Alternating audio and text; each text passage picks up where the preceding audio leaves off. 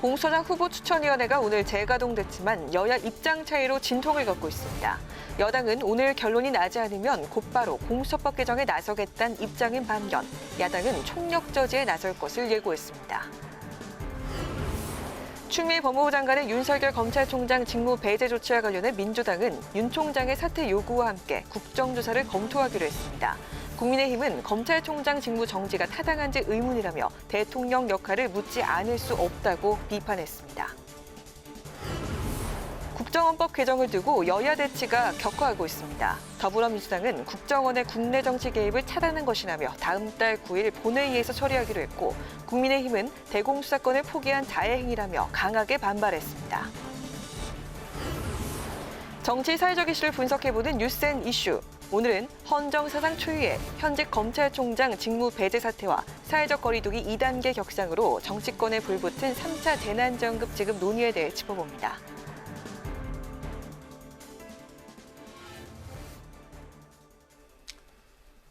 여러분 안녕하십니까? 11월 25일 의정 종합뉴스 뉴스엔 시작하겠습니다. 공수처장 후보자 추천위원회가 오늘 오후 재가동됐습니다. 추천위가 오늘도 최종 후보자 2명을 추리지 못한다면 민주당은 곧바로 법사위 소위에서 야당의 비토권을 무력화하는 공수처법 개정안을 처리할 방침입니다. 국민의힘은 비판의 목소리를 높였습니다. 장정현 기자가 보도합니다. 성원이 되었으므로 고위공직자범죄수사처장 후보 추천위원회 제4차 회의를 개회하도록 하겠습니다. 멈춰선 공수처장 후보자 추천위원회가 여야 합의로 오늘 오후 재개됐습니다. 그러나 오늘도 문재인 대통령에게 추천할 2명의 초대 공수처장 후보를 가려내기는 쉽지 않아 보입니다. 이미 지난 3번의 회의 과정에서 여야 추천위원 간 이견이 좁혀지지 않은 데다 오늘 회의에서 더불어민주당은 이미 추천된 10명의 후보에 한정해 논의하자는 입장이지만 국민의힘은 후보 재추천을 요구하고 있는 상황입니다. 민주당은 야당의 비토권 행사로 추천위가 또다시 빈손으로 끝나면 곧바로 법사위 소위에서 공수처법 개정 절차에 돌입하겠다고 밝혔습니다. 공수처장 후보 추천이 오늘로 마감되기를 바랍니다. 공수처법의 소수 의견 존중 규정이 공수처 가동 저지 장치로 악용되는 일은 개선돼야 합니다. 법사위는 공수처법 개선을 진행하기 바랍니다. 정의당도 공수처 출범을 더는 미룰 수 없다며 국민의힘을 압박했습니다. 후보 추천에 어깃장을 놓는 것은 공수처법 개정에 명분을 쌓아줄 뿐입니다. 그러나 국민의힘은 민주당의 법 개정 강행 움직임을 비판했습니다.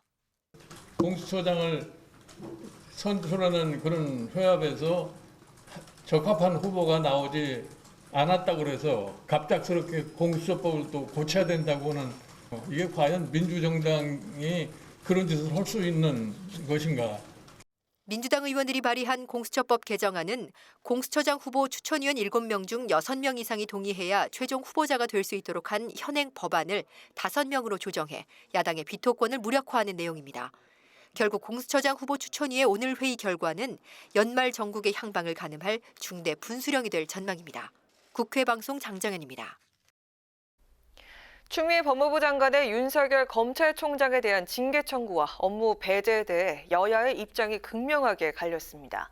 민주당은 윤 총장에게 공개적인 사퇴를 요구하며 압박했고 국민의힘은 개탄스러운 일이라며 강력하게 반발했습니다.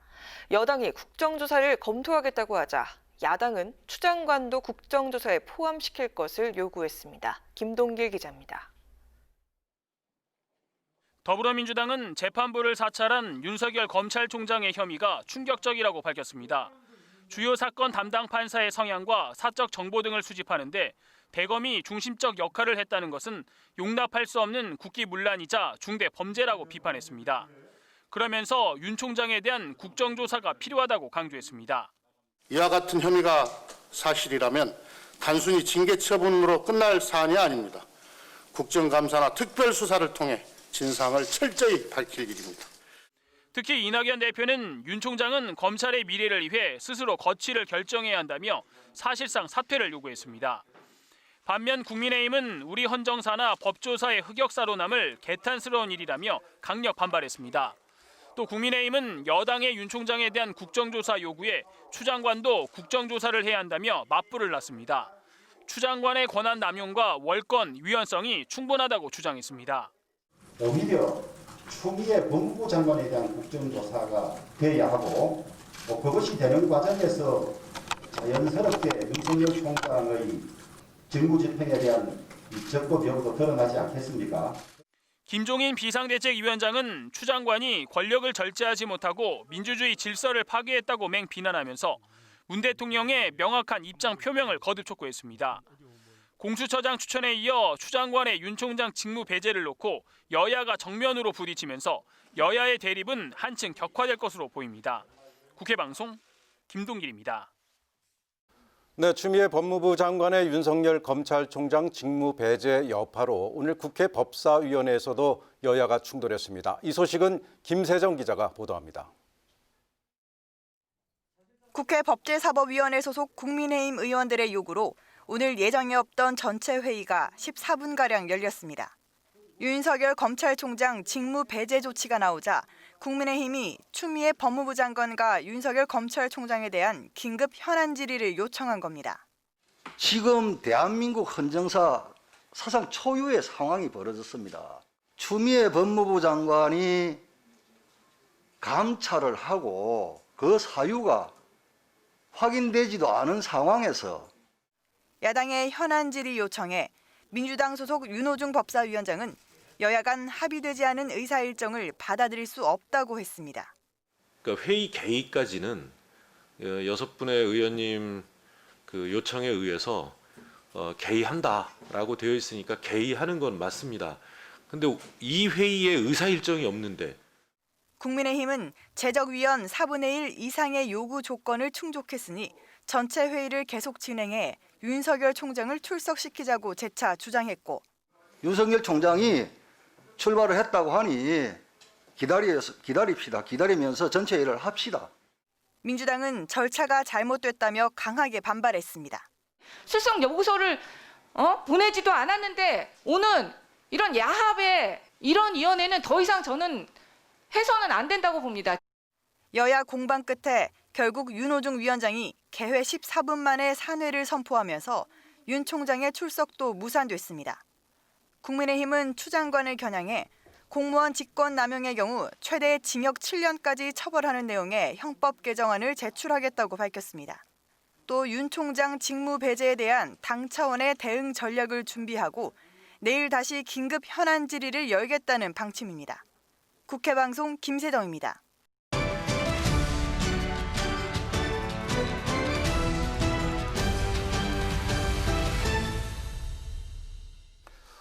네, 이슈 분석 오늘은 박지영 기자와 함께합니다. 네, 어서 오십시오. 안녕하세요. 네. 오늘의 가장 큰 이슈인 윤석열 검찰총장 직무 배제와 관련해서 좀 더 이야기를 나눠보겠습니다. 이 박 기자, 이 검찰총장의 직무 배제 헌정사상 처음 있는 일이라고요? 네, 그렇습니다. 그 추미애 법무부 장관과 윤석열 검찰총장 1년 내내 갈등을 빚어왔는데요. 그렇다 보니까 그 추 장관과 윤 총장 사이에 그 헌정사상 보기 드문 일들이 많이 일어나고 있습니다. 앞서 추 장관은 윤 총장에게 그 2번의 수사 지휘권을 발동을 했었는데요. 그 헌정사상 수사 지휘권이 발동된 게 총 3번인데 이 중 2번을 추 장관이 발동을 하게 된 겁니다. 이 같은 조치를 통해 그동안 그 윤 총장의 사퇴를 압박해 왔는데 윤 총장이 버텨왔죠. 그랬더니 이번엔 추 장관이 윤 총장의 직무 배제와 징계 청구라는 카드를 꺼내 들었습니다. 윤 총장은 직무 배제를 당해 오늘부터 출근을 하지 않고 있는데요. 부당한 처분이라고 반발하며 법적 대응을 예고해 윤 총장의 향후 행보가 주목됩니다. 그 한편 추 장관이 윤 총장의 직무 배제와 징계 청구를 발표하기 전 그 문재인 대통령에게 이 내용을 보고했다고 하는데요. 보고받은 문 대통령이 별도의 언급은 없었다고 청와대 측이 밝혀 추 장관의 조치를 문재인 대통령이 사실상 승인해 준 것 아니냐라는 분석이 나오고 있습니다. 네, 또 한편 국민의힘은 추 장관을 겨냥한 법안을 잇따라 발의했다고요? 네, 그렇습니다. 그 앞서 리포트에서 보셨듯이 오늘 법사위에서도 여야가 이 사태에 대한 현안 질의를 하냐 마냐를 두고 좀 충돌을 했었고요. 여기에 여야 모두 논평부터 당 지도부 회의에서도 관련 발언을 쏟아냈습니다. 민주당은 그 윤 총장의 혐의가 충격적이라며 거취를 압박한 반면 야당은 추 장관을 맹비난했는데요. 국민의힘은 사유 같지 않은 사유를 들어 검찰총장을 쫓아내려고 정권이 총동원됐다고 강하게 비판을 했습니다. 그리고 말씀하신 대로 오늘 국민의힘은 추 장관을 겨냥한 법안도 잇따라 발의를 했는데요. 먼저 전주의 의원 정부조직법 개정안을 대표 발의했습니다. 법무부 장관의 당적 보유를 금지하는 내용입니다. 특정 정당의 당적을 보유해 정치적으로 편향된 시각을 가진 인사가 법무부 장관이 될 경우 정치적 이해관계로 인해 공정한 검찰권 행사를 방해할 우려가 매우 크다고 지적하면서 발의한 배경을 밝혔습니다. 그리고 조수진 의원은 형법 개정안을 대표 발의했는데요. 이른바 추미애 폭주 방지법으로도 불립니다. 핵심 내용은 사법 방해죄를 신설하는 건데요. 수사권에 대한 지휘 감독권을 가진 자가 그 권한을 남용해 해당 기관의 정당한 직무 수행을 방해할 경우 최대 징역 7년까지 처벌할 수 있도록 하는 겁니다. 이 밖에 범여권으로 분류되는 열린민주당은 윤 총장을 향해 법적 대응을 운운하지 말고 법 절차에 복종하라고 촉구를 했고요. 정의당과 국민의당은 그 인사 책임자인 문재인 대통령이 이 사태를 방관하지 말고 책임 있게 입장 표명을 해야 한다고 요구를 했습니다. 네, 추 장관이 윤 총장에 대해 직무 배제와 함께 이 징계도 청구했지 않습니까? 그 징계 절차도 밟을 것으로 보이는데 어떻게 진행되는 겁니까? 네, 이르면 이제 다음 주부터 이제 징계 절차를 밟을 것으로 예상이 되고 있는데요. 우선 징계위원회가 구성이 될 텐데 징계위원회는 모두 7명으로 꾸려집니다. 여기에서 좀 논란이 되고 있는 게 그 징계위원장인데요. 위원장을 바로 법무부 장관이 맡기 때문입니다. 그래서 야당에서는 사실상 추 장관의 의사가 반영될 수밖에 없는 구조라며 절차적 정당성을 기대하기 어렵다고 지적을 하고 있는데요. 때문에 징계위원회 구성부터 쉽지 않은 과제가 되지 않을까 하는 전망입니다. 어쨌든 이렇게 징계위원회가 꾸려지면 심의를 해서 징계 수위를 결정하게 됩니다. 이 과정에서 윤석열 총장은 특별 변호인 선임이 가능하고 서면이나 구술로 진술을 할 수 있습니다. 그리고 징계가 내려진다면 해임, 면직, 정직, 감봉, 견책 등 중에 결정이 될 텐데요. 여기에서 이제 감봉 이상의 징계가 결정이 되면 법무부 장관 제청으로 대통령이 최종 징계를 확정하게 됩니다. 물론 이렇게 심의를 거쳐서 윤 총장에 대한 징계 처분을 하지 않기로 하는 불문이나 또 무혐의 결론이 날 수도 있지만요. 추 장관이 윤 총장의 그 6개 혐의를 공개하면서 중대 비위라고 언급한 만큼 그 가능성은 희박해 보입니다. 네, 이슈 분석 여기까지 듣겠습니다. 박정 기자 수고했습니다. 수고했습니다. 네, 더불어민주당은 어제 국회 정보위원회 법안 심사 소위에서 국정원의 대공 수사권 폐지를 3년간 유예하는 국가정보원법 개정안을 단독 의결했습니다. 어제 이어 오늘도 여야는 날선 공방을 이어갔습니다. 보도에 임채원 기자입니다. 더불어민주당은 국가정보원법 개정안을 법안 심사 소위에서 여야 합의로 처리하지 못해 유감이라면서도 시기가 더 중요하다고 강조했습니다. 그러면서 다음 달 9일 종료되는 이번 정기국회에서 국정원법 개정안을 처리하겠다는 방침을 거듭 밝혔습니다. 개정안이 통과되면 국정원의 국내 정보 개입과 사찰 가능성을 제거하고 대공수사권을 폐지해 인권 침해 여지를 차단할 수 있다는 설명입니다.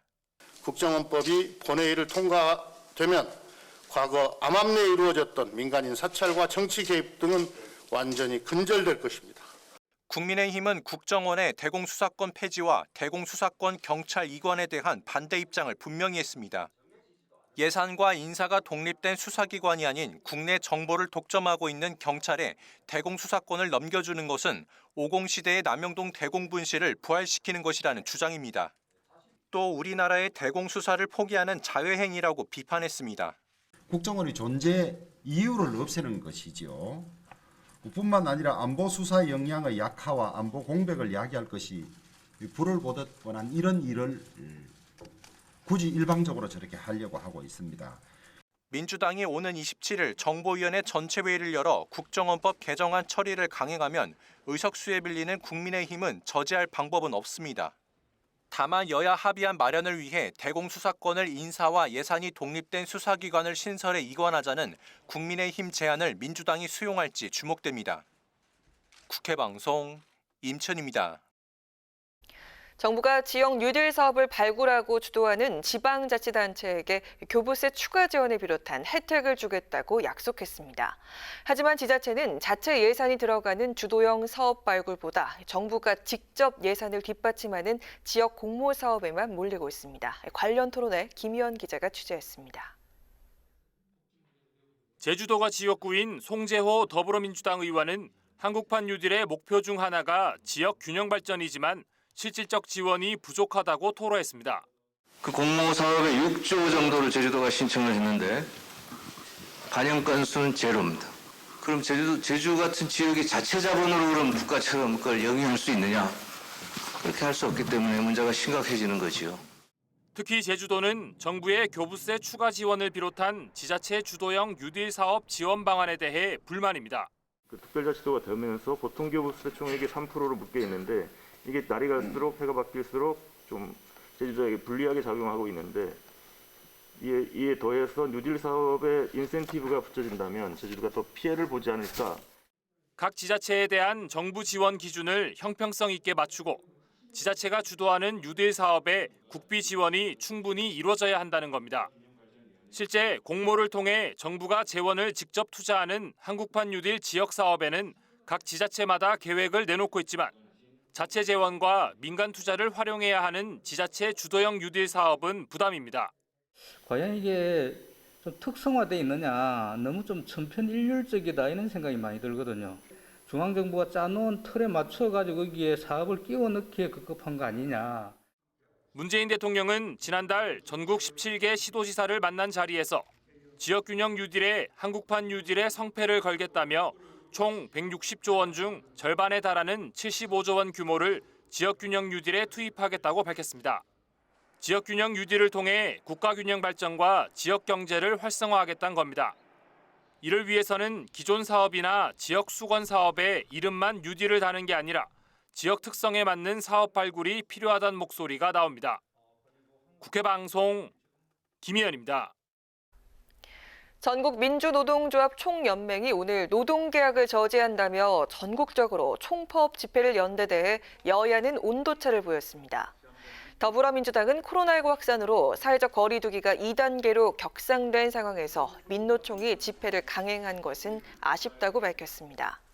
국민의힘은 민노총 집회 명분을 찾을 수 없다고 비판하고 정부를 향해선 광복절과 개천절 집회에서 보여줬던 제재 수단을 똑같이 적용해야 한다고 주장했습니다. 중대재해에 대한 사업주의 처벌을 강화하는 중대재해기업처벌법 제정을 위해 1인 시위를 이어가고 있는 정의당이 입법 촉구를 위해 오늘 구의역을 시작으로 전국 재해 현장을 찾습니다.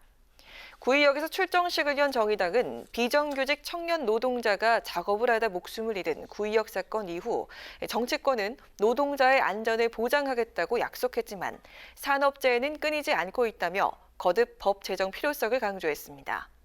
이어 노동자가 일하다 죽지 않는 사회를 만들기 위해 정치권이 나서야 한다며 더불어민주당과 국민의힘의 협조를 촉구했습니다.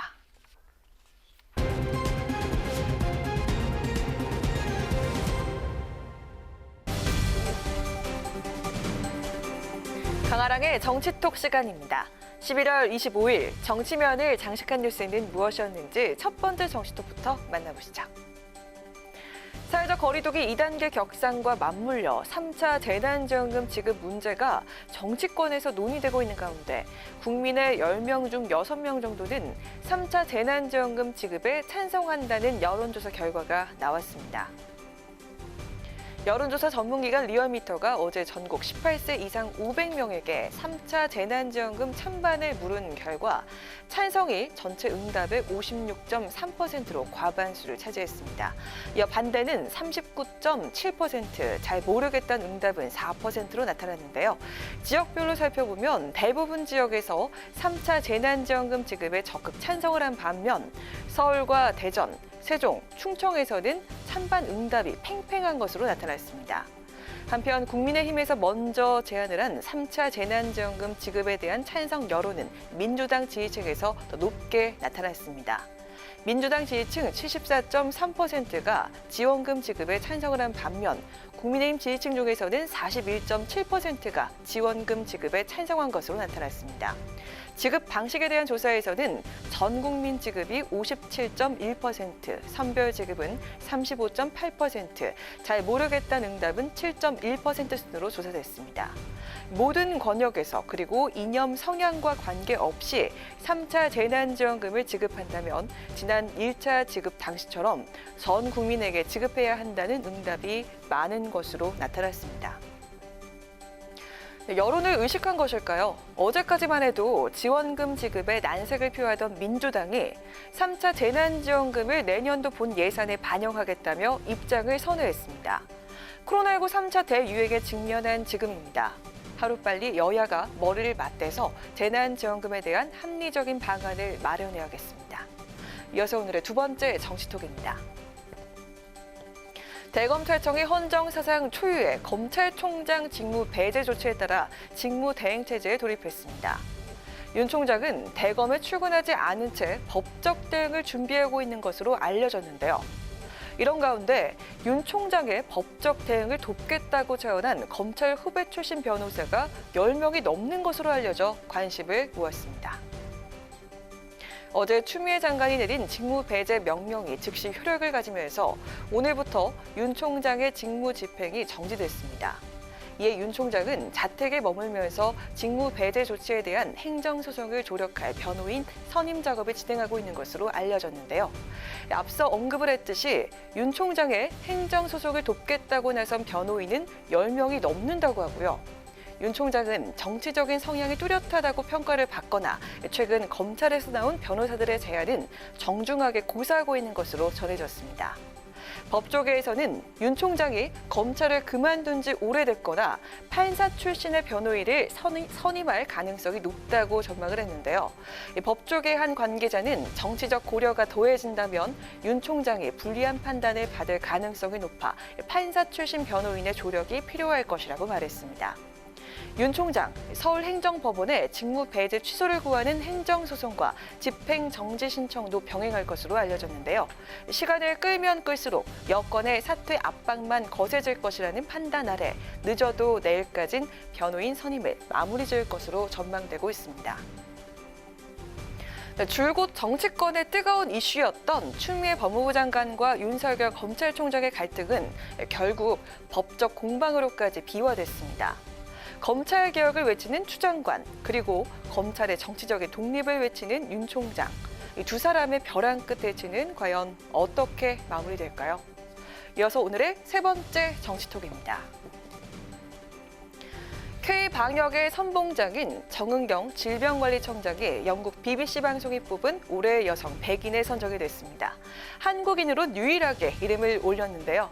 BBC는 정 청장에 대해서 한국의 코로나19 대응을 이끄는 바이러스 헌터라고 소개했습니다. BBC 방송은 올해는 격동의 시기에 변화를 이끌고 차이를 만든 이들에 주목했다며 올해의 여성 100인 선정 배경을 설명했습니다.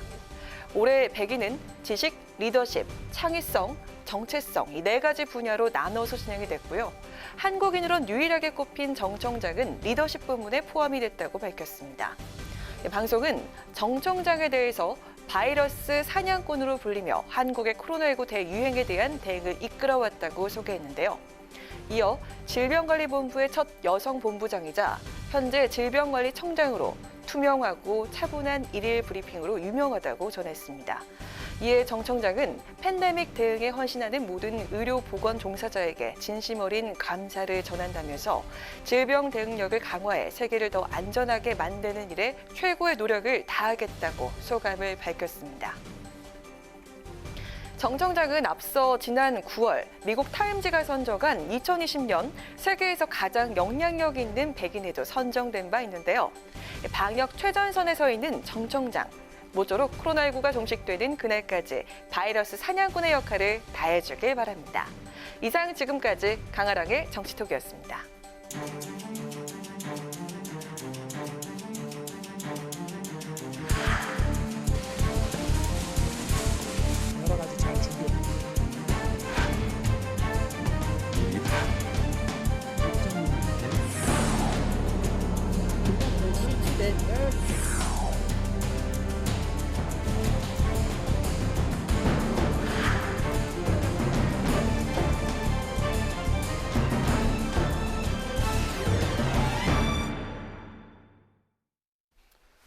네, 이번 순서는 정치의 사회적 이슈를 분석해보는 뉴스앤 이슈입니다. 매주 수요일 함께하는 두 분이시죠. 최진봉 교수, 장성철 소장 나오셨습니다. 어서 오십시오. 어서 오세요. 안녕하세요.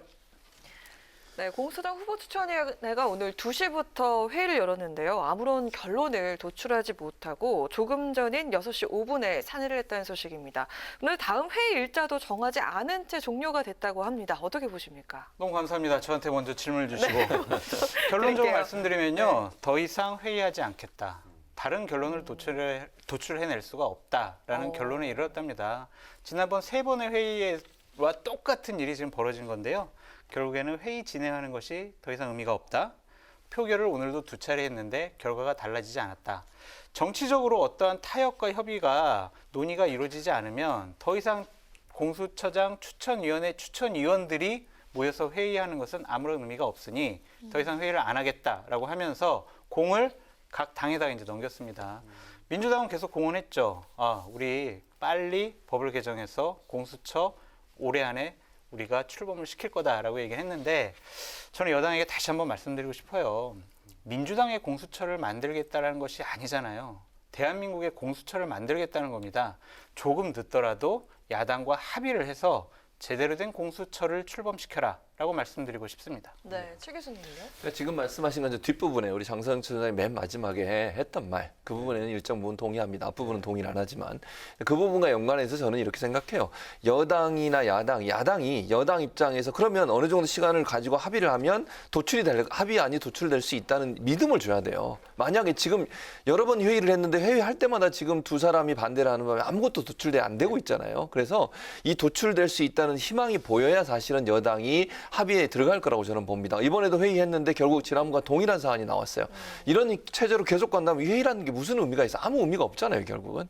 그래서 저는 합의를 이끌어낸다고 하면 저도 합의를 하는 쪽으로 저는 아직도 무게감을 두고 있지만 야당이 적극적으로 공처장을 추천하기 위해서 노력하는 모습을 보여야 되고 그 합의안이 이끌어낼 수 있는 시스템을 만들지 않으면 여당 입장에서는 무작정 기다릴 수 있는 상황은 아니다. 그래서 저는 여야가 이 부분에서 어느 정도 합의안을 이끌어낼 수 있는 구조적 어떤 시스템이나 토대를 마련하는 조건 하에서는 합의를 해야 된다고 보지만 만약에 그게 조건이 완성되지 않는 상태라고 하면 지금 상황에서 계속 이렇게 회의를 하는 것은 무의미하다. 그건 여권에게 어찌 보면 법을 바꿔서 통과할 수 있는 빌미를 주는 것이 될 수 있기 때문에 저는 합의를 잘 이르러서 여야가 어쨌든 그 가능한 한 빠른 시간 안에 공수처장 후보자를 추천할 수 있는 시스템을 만드는 게 필요하다고 봅니다. 제가 짧게만 말씀드릴게요. 네, 네. 여당이 진짜 공수처장 빨리 선임을 해서 올해 안에 출범시키고 싶으면 야당이 추천한 공수처장 후보 동의해 주세요.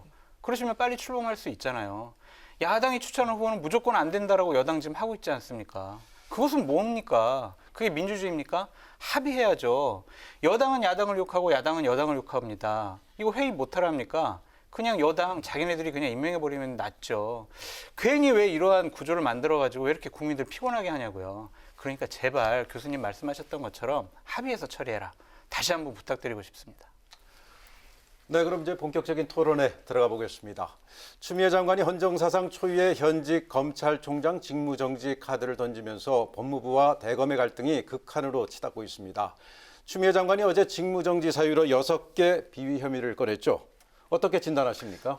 일단 그 비사의 사실 내용에 대해서 검찰총장이 지금 본인은 아니라고 주장을 하고 있기 때문에 제가 여기서 단정적으로 말씀드릴 수 있는 상황은 아닙니다. 다만 법무부에서 밝힌 내용이 사실이라는 전제하에 말씀드리면 검찰총장으로 직무를 수행하는 상당히 어려움이 있습니다. 그게 사실이라는 전제하에 말씀을 드리는 겁니다. 그래서 이 문제는 이제 검찰총장이 법적으로 대응을 하겠다고 했으니까 법원에서 어떤 결과가 나온지를 지켜봐야 된다고 보고요. 다만 아까도 전제로 말씀드렸습니다만 만약에 법무부에서 6가지에 대해서 문제를 지적했는데 그게 사실로 모두 다 판명된다고 하면 검찰총장이 이런 일을 했다고 하면 사실은 검찰총장이 중립성을 가지고 사건을 수사하고 주시 감독할 수 있는 그런 상황이 안 된다고 저는 봐요. 그래서 이 부분에 대해서는 검찰이 어쨌든 총장은 아니라고 본인은 주장하고 있으니까 검사 예를 들어서 법원에서 어떤 행정처분이 들어갔을 때 어떻게 결과가 나올지를 지켜보고 또 법무부 입장에서 사실은 어떤 증거들이 있는지를 나중에 또 밝힐 가능성도 저는 있다고 봅니다. 논란이 되면 그런 여러 가지 상황들을 본 다음에 다음에 결정을 해야 되겠지만 제가 아까도 또다시 전제로 말씀드리면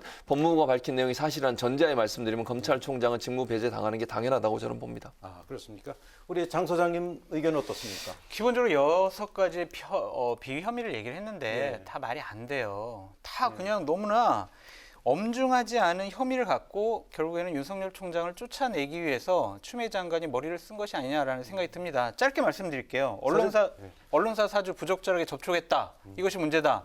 아니요, 언론사 사주요. 그냥 지나가다가 어떻게 우연히 만났어요. 만났어도 그냥 그 사건과 관련된 조사와 기소가 다 끝난 다음에 만났습니다. 만나고 문무일 총장에게 다 보고했어요. 전 절차대로 했습니다. 라고 얘기를 해요. 그리고 판사들 불법 사찰했지. 아니 그거는요 그냥 인터넷에 나오고 그냥 판사 열람에 나온 거 정리해가지고 줬어요. 사찰이라면 도청하고 미행해야죠. 그게 사찰이지. 인터넷에서 떠돌아다니는 그런 정보를 정리한 게 과연 사찰일까요? 그리고 당신은 정치적인 중립성을 위반했어. 그래서 검찰총장의 위엄을 훼손시켰어. 아니 검찰총장이 여론조사 해달라는 거 아니잖아요. 직접적으로 내가 정치하겠어요라고 얘기한 것도 아니지 않습니까? 너는 여론조사에 1등 나왔으니까 정치할 사람이야. 봉사라고 얘기했지? 너 정치할 사람이야. 넌 정치적인 중립성이 없어. 이렇게 얘기하는 게 맞습니까? 정말 징계위원회까지 넘기려면요. 자, 불법 사찰을 해가지고 정말 판사들을 협박을 해서 재판에 유리하게 했다. 이런 증거가 나와야죠. 증언이나 증거가 나와야지 의혹만 가지고 이렇게 징계위원회에 넘긴다? 결국엔 너 나가. 이거의 다른 말이라고 생각합니다. 예. 말씀하신 3가지 중에 예. 하나만 저는 동의합니다. 무슨 말이 맨 마지막에 이제 정책 중립성 문제는 논란이 될 수는 있어요. 물론 뭐 저는 지금 윤석열 총장이 정책 중립성을 위반한 부분이 있다고 저는 보지만 그건 논란의 여지가 있습니다. 나머지 2개는 동의할 수 없습니다. 첫째, 언론사 사주와의 접촉 문제. 종로에서 저녁 시간에 중앙일보 회장인 홍석현 회장을 만난 것으로 알려지고 있습니다. 중앙지검장 시절. 그렇죠. 중앙지검의 시절에. 그 당시에 물론 지금 이제 장 소장이 얘기했던 부분은 JTBC 관련된 수사예요. 그거 말고 삼성바이오로직스 관련된 수사는 지금도 진행되고 재판이 진행되는 상황이에요. 그와도 연관될 수 있는 부분이 분명히 있습니다. 저는 개인적으로 그렇게 생각해요. 왜냐하면 물론 JTBC나 아니면 중앙일보가 직접적인 연관은 없지만 인척 관계잖아요. 그 부분은 충분히 얘기할 수 있는 소지가 있다고 보여요. 물론 어떤 얘기를 나누는지 저는 모르겠습니다. 그러나 그런 수사가 진행되는 과정에 언론사 사주를 만나는 건 대단히 부적절하다고 저는 보고요. 두 번째, 사찰 문제. 물론 장 소장이 얘기했던 우리가 얘기하는 사찰의 개념은 뒷조사를 하거나 뒤를 따라다니거나 아니면 그 사람의 행동을 하나하나 기록하고 이게 사찰이라고 이미적으로 알고 있습니다. 물론 사찰이라는 표현 자체가 그런 의미로 이해되는 부분도 있지만 저는 이렇게 물어보고 싶어요. 대검이 과연 공문으로 아니면 공식적인 문서로 판사들의 어떤 성향이나 취미 활동이나 정치적 어떤 성향 이런 부분들을 세평을 모집할 이유가 있을까요? 아니 재판에 공소사실 유지를 위해서 했다고 주장을 하는데 공소사실 유지는 증거로 하는 겁니다. 판사의 어떤 세평, 판사가 뭘 좋아하는지 또 판사가 어떤 성향을 갖고 있는 이런 걸 분석해서 무슨 공소사실 유지하고 무슨 연관이 있습니까 대체? 검찰은요 본인들이 갖고 있는 증거를 가지고서 그걸 뭐 이 사람이 죄가 있느냐 없느냐를 찾아내야 한다고 저는 봅니다. 판사에 대해서 부적절하게 그런 내용을 수집한 것 자체가 저는 문제라고 봐요. 그럼 물론 예를 들어서 장 소장 말처럼 개인의 원래 재판을 하고 있는 검사가 개인적으로 인터넷 들어가 찾아봤다. 그건 뭐 이해가 돼요. 그러면 대검의 한 부서에서 그와 관련된 정보들을 모아가지고 그걸 문서화해서 담당 그 부서에 그걸 전달하는 게 과연 맞는 얘기인가? 그럴 이유가 있는지 없는지 모르겠어요. 저는. 아니 판사들에서 그런 이유를 왜 공소를 계속 유지하는데 필요한 건지 저는 모르겠고 그게 일반적으로 일어난 일이라면 그럼 제가 이렇게 또 물어볼게요. 모든 그러면 사건에 대해서 그렇게 검찰이 하고 있습니까? 대검에서 그럼 모든 사건에 관련된 부서에 그런 내용들을 다 수집해서 판사들 개인적으로 뭘 좋아하는지 우리 법 연구에 가입돼 있는지 안 돼 있는지 이거 다 세평 조사해서 그거 전달합니까? 저는 그거 아니라고 봅니다. 기본적으로. 그 행동 자체는 문제가 있다고 봐요. 이게 뭐 사찰이냐 아니냐까지 논란이 될 수 있을지 문제는 모르겠지만 검찰의 그런 태도 자체는 대단히 부적절합니다. 그렇게 할 이유도 없다고 저는 보고요. 그런 점에 있어서 대검에서 이런 행동을 한 것은 분명히 잘못된 걸 인정하고 사과할 필요가 있다고 저는 봐요. 주요 사건에 대해서 통상적으로 그렇게 해왔다라는 것이 대검의 입장입니다. 그러면은 대검에서 그러한 일이 잘못됐다라고 생각을 했으면 법무부가 지금 문재인 정권 4년 차잖아요. 너희들 왜 그런 짓을 했어? 너희들 잘못됐네. 그렇게 해서 못하게 했어야죠. 그것을 왜 윤석열 총장의 잘못으로 돌립니까? 좀 그것도 잘못됐다고 생각이 들고요. 그 전부터 관행적으로 이루어져 왔다는 주요 건가요? 사건에 대해서는 그렇게 했다는 겁니다. 통상적으로. 모든 사건은 다 그럴 수가 없죠. 솔직히 저희 방송 패널 나갈 때도요. 저 패널이 말 잘하나 못하나 아니면 국민의힘 지지하냐 아니면 민주당 성향이냐 보수냐 뭐 진보냐 이런 거 다 다 검토하시고 나서 부르잖아요. 그래서 저희를 이렇게 붙여놓는 거 아니겠습니까? 그런 차원으로 생각을 해야지 사찰이라는 그 어마어마한 단어를 쓰는 거는 부적절하다고 생각을 해요. 그러니까 교수님, 물론 어떻게 판사들의 성향을 이렇게 분석을 해? 그래가지고 뭘 대비해? 그렇게 잘못을 지적할 수가 있어요. 그런데 그거 가지고 판사들 협박한 것도 아니잖아요. 그렇다면 그거 가지고 이용을 하지 않았으면 그래, 그런 일이 있었구나라고 이해하고 넘어가는 게 맞지. 그거 가지고 그래, 너는 직무배제, 너는 징계해야 돼, 너는 총장에서 그만둬야 돼, 이런 식으로 하는 건 너무 과하다라는 생각이 듭니다. 아니, 그걸 이해하고 넘어갈 수 있는 영역이 아니에요.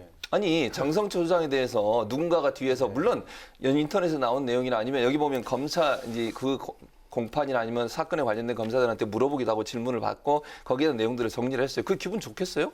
아니, 당연하죠. 그러니까 판사에 대해서 그렇게 한 거는 정말 잘못됐어요, 이거는. 아무리 본인들이 이게 관례적으로 해왔다 하더라도 이런 행동을 계속하는 것은 검찰이 할 수 있는 일은 아니라고 보거든요. 공소유지는 아까 제가 말씀드렸듯이 증거를 갖고 하는 겁니다. 그게 판사의 성향과 공소유지가 무슨 연관이 있습니까, 대체? 일부분이잖아요. 일부분이니까 그 부분은 관행적으로 이루어졌다면 그냥 넘어가는 게 좋고 이것이 잘못됐다면 법무부 차원에서 못하게 해야죠. 이것도 결국엔 추미애 장관 책임이다라는 생각이 듭니다. 자, 이 문제는 뭐 나중에 좀 조사 결과를 더 지켜봐야 될 것 같습니다. 네, 윤석열 검찰총장이 당장 오늘부터 출근하지 않았습니다. 추정과는 본격적인 징계 절차에 돌입할 것으로 보이는데 어떤 절차에 따라서 징계가 이뤄지는 건지 또 징계 수위를 예상하신다면 어느 정도일지. 기본적으로 추미애 장관은 다음 주에 징계위원회를 소집한다고 했어요. 추미애 장관이 임명하는 분들 한 5분들 모여서 징계하겠다는 거죠. 그렇다면 추미애 장관이 원하는 수준의 징계가 나오지 않을까라는 생각이 듭니다. 결국에는 해임, 면직, 정직 이런 수준이 나올 것 같은데요. 만약 징계위원회에서 이런 수준의 징계가 나오게 되면요, 결국에는 탄핵이나 금고 이상의 형을 선고받은 경우가 아니면 파면할 수가 없다라는 검찰청법에 의해서 추미애 장관이 대통령께 해임을 건의할 수도 있는 그러한 상황이 될 것 같습니다. 그래서 이제 총장 같은 경우는 여러 가지 자기 법적 대응을 하겠다, 난 법치주의를 지키겠다라고 하면서 계속 법적으로 투쟁을 하겠다라는 건데 행정소송까지 가면요 몇 년이 걸릴 수도 있습니다.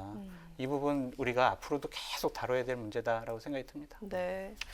어떻게 징계가 이루어질지 또 징계 수위는 어떻게 예상하십니까? 그거는 이제 조사의 내용에 따라 달라질 거라고 봅니다. 징계위원회에서 제가 볼 때는 이제 물론 법무부 장관이 징계위원장이에요. 그러니까 검사 징계위원회 위원장인데 그 7명의 위원들이 모여서 법무부에서 감찰한 내용들을 검토할 겁니다. 우리가 지금 다 공개된 건 아니거든요. 예컨대 아까 세평 관련해서 마찬가지예요. 판사들에 대한 여러 가지 성향이나 이런 부분을 분석한 내용도 우리는 지금 전문을 보지 못하잖아요. 그 이제 징계위원회는 분명히 올라올 거거든요. 그리고 지금 법무부 장관이 감찰 내용을 내기한 중에 예를 들면 감찰을 방해한 행위 이런 행위에 대해서 어떤 증거가 있지 않겠어요? 그러니까 뭐가 있는지 모르겠어요, 제가. 그러니까 뭐 예를 들어서 뭐 그 채널A 사건 한명수 전 장관 전 총리 관련된 사건의 감찰을 수사를 방해했다 이런 내용도 있기 때문에 이와 관련된 증거들을 아마 징계위원회에 제출할 것이고 징계위원들이 그걸 검토한 이후에 어떤 결정을 낼지는 뭐 제가 지금 단언해서 말씀드릴 수 없는 상황입니다. 왜냐하면 제가 그걸 보지 않았기 때문에 어느 정도의 징계가 이룰지는 제가 뭐 단언할 수 없는 상황이고요. 문제는 관건은 법무부에서 얘기하는 이 여러 가지 내용들이 확인될 수 있는 증거들을 얼마나 가지고 있느냐. 그게 중요하다고 봐요. 그럼 징계위원들 입장에서 그거 보고 이거 정말 어느 정도까지 심각한 문제인지를 판단할 거고요. 거기에 맞게 징계가 수위가 정해질 거기 때문에 지금은 저희가 여기서 어떤 정도의 징계가 내려질 거라고 단언하기 좀 어려운 상황이 아니겠나 이런 생각이 듭니다. 네, 그 윤석열 총장은 검찰의 그 중립성을 지키기 위해 한 점 부끄럼 없이 소임을 다해왔다면서 끝까지 법적 대응하겠다고 밝혔는데요. 소송전으로 그냥 가겠다는 것이겠죠? 그렇죠. 어떤 파장이 예상됩니까? 일단은 이제 소송전으로 가면 직무 집행정지, 효력 정지를 요청을 할 것 같아요. 그러니까 당장 지금 직무를 할 수 없는 상황이잖아요. 차장검사가 지금 대응을 하고 있는 상황인데 그게 잘못됐기 때문에 직무를 할 수 있도록 만들어라는 요청을 할 것이고요. 여기서 이제 가처분 신청을 했을 때 어떤 경우가 나올지 좀 지켜봐야 될 것 같습니다. 법원이 과연 이걸 받아들여서 직무에 다시 복귀할 수 있도록 해줄지 징계 절차가 끝나기 전에 아니면 법원이 가처분 신청을 받아들이지 않게 되면 이 결과에 따라서 둘 중에 한 명, 즉 법무부 장관이나 검찰총장 입장에서는 일정 부분 타격을 받을 겁니다.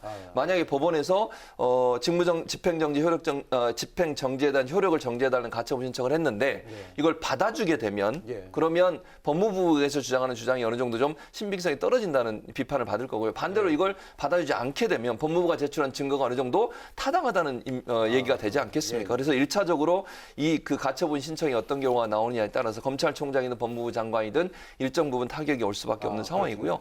근데 이제 거기서 끝나는 건 아니고요. 만약에 그렇게 되면 그 다음으로 이제 해당 명령을 취소를 구하는 행정소송을 할 겁니다. 그래서 행정소송은 좀 시간이 길어요. 일단 가처분이 어떻게 나오느냐에 따라서 영향을 받고 그리고 행정소송은 길어지기 때문에 그건 좀 더 시간이 필요한 상황이고요. 그리고 만약 징계가 의결이 되는 경우가 있을 수 있잖아요. 예컨대 아까 우리가 봤듯이 징계가 의결이 안 될 수도 있고 징계가 의결되면 그때는 또 윤 총장 입장에서는 징계에 대한 취소 소송을 진행할 가능성이 있습니다. 그렇게 되면 그 법원이 또 어떻게 판단할지 이 부분은 이제 지켜봐야 되기 때문에 법적으로는 좀 시간이 오래 갈 것 같고요. 다만 이 가처분 신청은 빠른 시간 안에 결과가 나올 것 같아요. 근데 그 결과가 아마 양쪽 진영에 영향을 미칠 가능성은 충분히 있다고 봅니다. 네, 이번에 네. 전 무슨 질문이죠? 지금 뭐 행정소송이요? 교수님께서 잘 설명을 해주셨고요. 결국에는 다음 주에 있을 징계위원회의 징계 수위와 그 다음에 이제 가처분 신청 있잖아요. 가처분 신청도 대략 2주 안에 나온다고 그러더라고요, 결론이.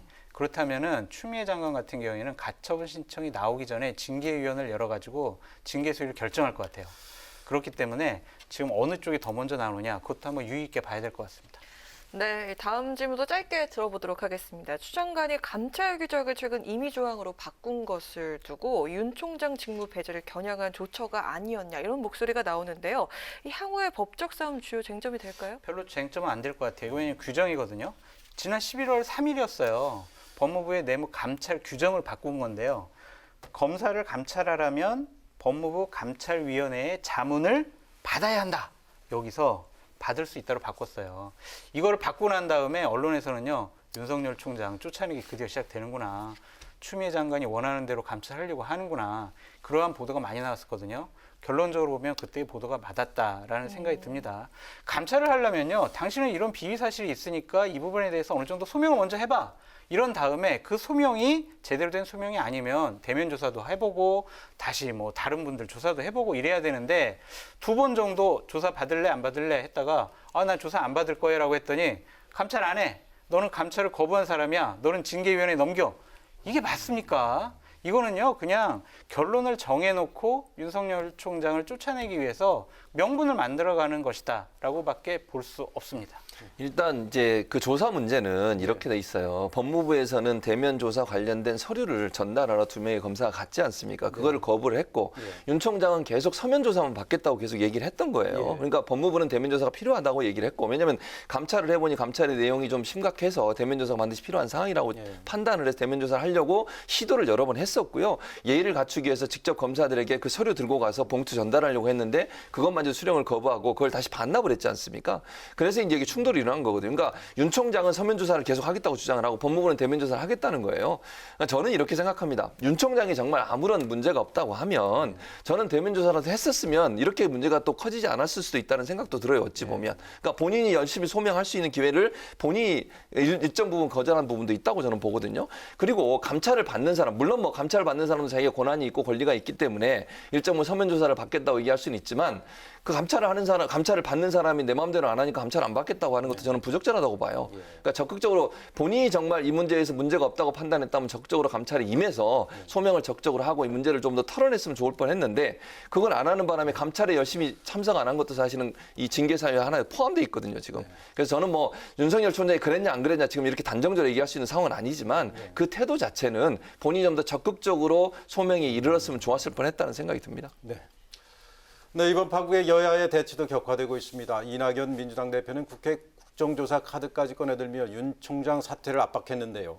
반면에 야당은 대통령 책임론을 부각하며 대통령이 추 장관 경질을 결단해야 한다고 입을 모았습니다. 자, 이 점은 어떻게 보십니까? 저는 대통령이 지금 추 장관을 경질하거나 윤 총장을 해임하는 이런 상황이 아니라고 봐요. 왜냐하면 지금 너무 양쪽의 의견이 대립되는 가운데 서로 충돌하고 있는 양상이지 않습니까? 이런 상황에 대통령이 누가 한 사람 편을 들어주는 것 자체가 저는 부적절하다고 생각합니다. 그러면 대통령이 누군가의 어떤 입장을 대변해주는 그런 모양새가 될 수밖에 없고 정치적 부담이 커질 수밖에 없는 거거든요. 그러니까 대통령은 법과 절차에 따라서 하는 것에 대해서 일단 지켜보고 그 결과가 어떻게 나오느냐에 따라서 본인의 이제 인사권을 저는 발동해야 된다고 보거든요. 근데 지금은 너무 지금 이런 법무부는 문제가 있다고 감찰하고 거기에 대한 징계위원회까지 가겠다고 얘기를 하고 있는 상황이고 또 윤 총장은 아니라고 주장을 하고 있는 상황이니까 이 문제는 정말 징계위원회 절차나 법적인 절차를 보고 어떤 경우가 나오는지를 일단 확인해 봐야 된다고 저는 봅니다. 그리고 나서 결정을 해야지 대통령이 마지막 결정권을 이렇게 지금 상황에서 어느 한쪽의 편을 들어주는 모양새를 취하는 순간 엄청난 정치적 그 부담을 안게 됩니다. 그건 저는 부적절하다고 보고요. 절차와 원칙에 맞게 법률적인 절차에 따라서 이 절차들이 다 진행되고 나서 어떤 결과가 나오면 그 결과에 타당한 결론을 내리는 게 맞다고 봅니다. 저는 지금 너무 늦었다고 생각을 해요. 대통령께서 입장 밝히시는 건 진작하셨어야 돼요. 징계 절차가 들어갔는데 지금 여기서 누구 손을 들어준다? 그런 것은요, 상대방이 큰 정말 타격을 받을 수가 있을 거예요. 추미애 장관에게 반대되는 결론을 내려주시면 본인 여권에서 얘기하잖아요. 검찰개혁, 이거 어떻게 할 거냐. 윤석열 총장 손을 들어주면 앞으로 검찰개혁이라는 단어를 입 밖에도 못 낼 것 같아요. 그래서 제가 봤을 때는 교수님 말씀하셨던 것처럼 징계위원회의 징계 절차가 끝나고 결론이 나온 다음에 뭐 추미애 장관이 해임 건의든 무슨 건의를 할 거 아니에요. 그때 입장 밝히신 게 낫지 지금은 너무 늦었다라는 생각이 들고 대통령이 좀 비겁한 거 아니냐는 좀 생각이 들어요. 그러니까 불리한 사항에 대해서는 말씀을 안 하세요. 코로나 지금 많이 확진자가 늘어나고 있잖아요. 아무 말씀도 안 하세요. 생각해 보세요. 줄어들고 막 이러니까 와 우리 코로나 극복했습니다라고 자랑스럽게 얘기하셨잖아요. 그리고 부동산 문제 때문에 온 국민이 고통받고 있어요. 예전에는요, 우리 부동산 자신 있다, 잡을 거다 그렇게 얘기하셨는데 지금 또 얘기를 안 하세요. 추미애랑 윤석열의 다툼 불리하니까 얘기 안 하시는 거다. 야당이 대통령 너무 비겁해요 라는 비판으로부터 자유로울 수 없다는 생각이 들고요. 여당이 국조를 얘기를 했죠. 저는 국조 무조건 받아야 된다고 생각이 들고요. 확대해서 윤석열 총장의 저런 행위와 추미애 장관의 일탈 행위까지도 다 포괄해서 조사하는 국정조사가 하루속히 여야 합의로 이루어져야 된다라고 말씀드립니다. 몇 가지 단어에 대해서 동의할 수도 있는데 대통령이 비겁하다는 표현은 저는 전혀 동의할 수 없고요. 야당이 그런 식으로 비판을 했다. 그다음에 두 번째 이제 뭐 윤석열 총장이나 추미애 장관이나 저는 둘 다 지금 상황에서는 우리가 어떤 상황을 모르는 상황이기 때문에 누구는 일탈행위고 누구는 그런 행동을 했다 이렇게 표현하면 안 될 것 같고 둘 다의 행동에 대해서는 이제 법적 절차나 징계 절차를 통해서 확인돼야 된다고 저는 보고요. 대통령이 어떤 말씀을 하는 것은 상당히 무게감이 커지는 겁니다. 그게 어떤 말이든 파장이 엄청나게 커져요. 그러니까 물론 지금 말하는 부동산 정책이나 우리 현 정부가 갖고 있는 여러 가지 정책의 문제점이 있는 부분은 인정할 부분은 이쪽은 장관이 할 수도 있고 저는 비서관들이 할 수 있다고 봅니다. 대통령이 어느 자리에 가서 본인이 뭐 얘기를 할 수 있는 상황도 될 수 있겠지만 지금 상황에서 얘기 안 한다고 비겁하다고 주장하는 야당의 주장은 너무 좀 단어 사용이 부적절하다 이렇게 봅니다. 근데 교수님 말씀이 어느 정도 좀 객관성과 공정성을 담보하려면 대통령께서 그 전에 코로나라든지 부동산 문제에 대해서 언급을 안 하셨어야 돼요. 그럼 왜 그때는 그렇게 가볍게 언급을 하셨습니까? 가볍게 언급한 게 아니고 우리가 이렇게 열심히 해서 막겠습니다라고 얘기한 거예요. 그러니까 그럼 지금 이렇게 확산됐을 때 국민 여러분 죄송합니다. 좀 더 참고 기다려 주십시오. 우리 정부를 믿어주세요. 라고 다독이실 수 있잖아요. 왜 그런 얘기를 안 하세요? 그건 대통령이 할 수도 있지만 장관이나 비서관들 충분히 할 수 있다고 봐요. 그러니까 언젠가 필요해서 기자회견을 하거나 뭐 예를 들면 연초에 기자회견을 할 때 그 문제가 나오면 얘기할 수는 있겠지만 모든 사안에서 대통령이 전면에 나서가지고 얘기하는 것 자체가 상당히 큰 부담이 될 수 있다는 걸 말씀을 드리는 거예요. 네, 한편 국민의힘이 윤 총장을 오늘 법사위에 출석을 시키려고 했는데요. 무산이 됐습니다. 민주당이 반대하면서 내일은 다시 또 추진을 하겠다고 하는데 윤 총장이 내일 마이크 앞에 설까요? 설 수 없습니다. 왜냐하면 민주당이 원하지 않습니다. 저는요 오늘 이거 보니까 참 김도우 의원이 잘못 실수했어요. 내통했다라는 그러한 의심으로부터 자유로울 수가 없다. 내일도 안 될 거다라는 생각이 듭니다. 네, 처음으로 동의합니다. 그러니까 김도우 의원의 말은 정말 잘못됐어요. 이거는요 오해를 불러일으키기 충분해요. 지금 징계 사유 중에 하나가 정책 중립성이에요. 그런데 마치 국민의힘이 뭔가 대통이란 표현까지 저는 쓰고 싶진 않지만 연결해서 윤 총장을 출석시키려는 의도가 있었다고밖에 볼 수 없어요. 이런 얘기하는 순간 윤 총장의 중립성은 무너지는 겁니다. 이런 행동하시면 안 됩니다. 네, 다음 주제로 넘어가 보겠습니다. 코로나19 3차 대유행에 빨간불에 켜진 상황인데요. 정치권에서는 3차 재난지원금 논의가 본격화되고 있는데 일단 입장 어떠십니까? 줘야 될 것 같아요. 어쩔 수 없이. 지금 이제 본물이 터졌습니다. 야당에서 먼저 주자고 했고 여당은 찬성하는 입장으로 선회를 했습니다. 내년도 예산 555조 8천억이에요. 그중에 뭐 3조 8천억 재난지원금 국민들께 드리는 것 어쩔 수 없이 다가온 앞으로 그냥 결정된 미래라고 생각이 들고요. 국민들께서 찬성하고 계세요. 과반수 이상이 이거 줘야 된다라고 하시니까 정치권에서는 이러한 국민의 요구를 거부할 수가 없을 것 같다라는 생각이 듭니다. 네, 저도 동의하고요. 예. 장 소장도 지난번에 잘 받으셔서 쓰셨거든요. 가족들과 함께. 지금 약간의 차이는 있습니다. 그러니까 야당은 약 3조 6천억 원 얘기하고 있고 여당은 2조 원 정도가 들어갈 거라고 얘기하고 있는데 이제 논란이 되는 것은 어느 그럼 예산을 좀 줄여서 일로 옮길 거냐 하는 문제예요. 이 문제는 논의를 통해서 잘 합의하시기 바랍니다. 그리고 3차 재난지원금은 피할 수 없는 상황이라고 생각이 들어요. 국민들이 고통을 받고 있고 또 코로나가 하루 이틀 사이에 해결될 수 있는 문제가 아니기 때문에 이 부분에 대해서는 여야가 머리를 맞대고 잘 지혜를 짜서 어떤 방법으로 지급할지를 결정해야 된다 이렇게 봅니다. 네, 잘 알겠습니다. 사상 초유의 검찰총장 직무 배제 조치와 3차 재난지원금 문제에 대해서 의견 나눠봤습니다. 지금까지 최진봉 성공회대 교수, 장성철 공감과 논쟁 정책센터 소장과 함께했습니다. 오늘 말씀 감사합니다. 고맙습니다. 네, 내일 아침 기온은 오늘과 비슷하거나 조금 높아지면서 서울이 3도, 춘천은 영하 1도에서 시작을 하겠습니다. 한낮 기온은 서울이 10도, 부산이 16도까지 오르겠는데요. 추위가 누그러지면서 내일은 수도권과 충청 등 중서부 지역의 미세먼지 농도가 높아지겠습니다. 오늘 뉴스에는 여기까지입니다. 내일을 여는 국민의 국회를 위해 내일도 뉴스엔이 함께하겠습니다. 시청해 주셔서 고맙습니다.